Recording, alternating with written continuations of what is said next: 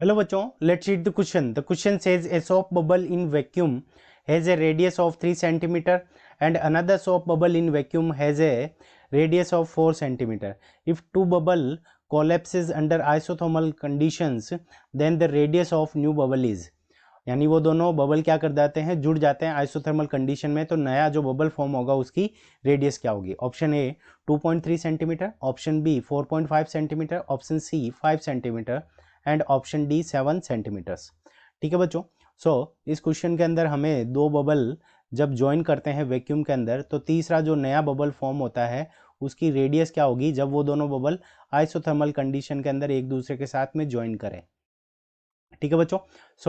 यहां से हम क्या लिख सकते हैं कि हमें क्या दे रखा है कि आइसोथर्मल कंडीशन है, तो PV is equals to NRT equation से हम क्या लिख सकते हैं कि जो फाइनल जो हमारा PV होगा, नया जो बबल फॉर्म होगा उसका प्रेशर मल्टीप्लाइड बाय वॉल्यूम, ये किसके इक्वल होगा, P1V1 प्लस P2V2 के इक्वल होगा.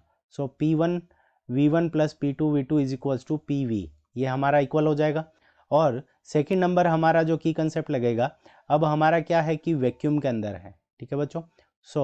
वैक्यूम के अंदर जो आउटसाइड प्रेशर होगा, ठीक है, आउटसाइड प्रेशर PO या फिर हम प्री एटमॉस्फेयर अगर हम देखें तो आउटसाइड प्रेशर की वैल्यू हमारी क्या हो जाएगी, वैक्यूम के अंदर 0 हो जाएगी.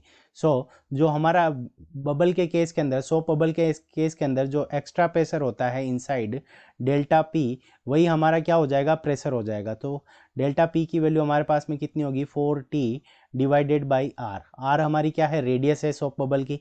तो यहाँ पे दोनों ही P1V1 P2V2 और P, ये तीनों ही प्रेशर की वैल्यू कितनी होगी, 4T डिवाइडेड बाई रेडियस. यहाँ से हम अगर लिखें तो पहला जो अगर बड़ा जो बबल फॉर्म होगा, उसका P हम कितना लिखते हैं, तो 4T, और मान लेते हैं कि इसकी रेडियस कैपिटल R हो जाती है, तो 4T डिवाइडेड बाई R ये प्रेशर हो गया.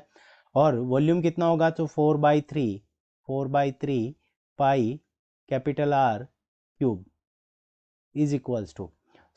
यहाँ पे हमारे पास में पहले बबल की अगर हम रेडियस R1 मान लें तो 4T divided by R1 multiplied by 4/3 pi R1 cube, ये हमारा वॉल्यूम हो गया पहली बबल का. फिर सेकंड बबल के लिए अगर हम देखें तो 4T डिवाइडेड बाई इसकी रेडियस हम क्या मान लेते हैं, R2 है. R2 मल्टीप्लाइड बाई इसका वॉल्यूम कितना हो जाएगा, 4/3 पाई R2 क्यूब. अब यहाँ से हमारा देखो 4T, हमने सभी के लिए T क्यों लिया है, क्योंकि सॉफ्ट बबल के लिए ये तीनों ही सॉफ्ट बबल हैं और तीनों का सरफेस टेंशन क्या रहेगा, इक्वल रहेगा. तो 4T से ये 4T कैंसिल हो जाएगा कॉमन आकर, 4/3 पाई से 4/3 पाई 4/3 पाई ये कॉमन आके कैंसिल हो जाएगा. R का R क्यूब के अंदर डिवाइड लगाएंगे तो यहाँ से हमारे पास में क्या आ जाएगा, R² is equals to R1² plus R2². R² is equals to R1² plus R2². R1 की वैल्यू हमें कितनी गिवन है, 3 सेंटीमीटर. 3 का स्क्वायर प्लस 4 का स्क्वायर. 3 का स्क्वायर कितना हो जाएगा, 9, 4 का स्क्वायर कितना हो जाएगा, 16, और R की वैल्यू निकालेंगे तो स्क्वायर रूट 25. यहाँ से हमारे पास में जो वैल्यू आ जाएगी वो कितनी आ जाएगी, 5 सेंटीमीटर.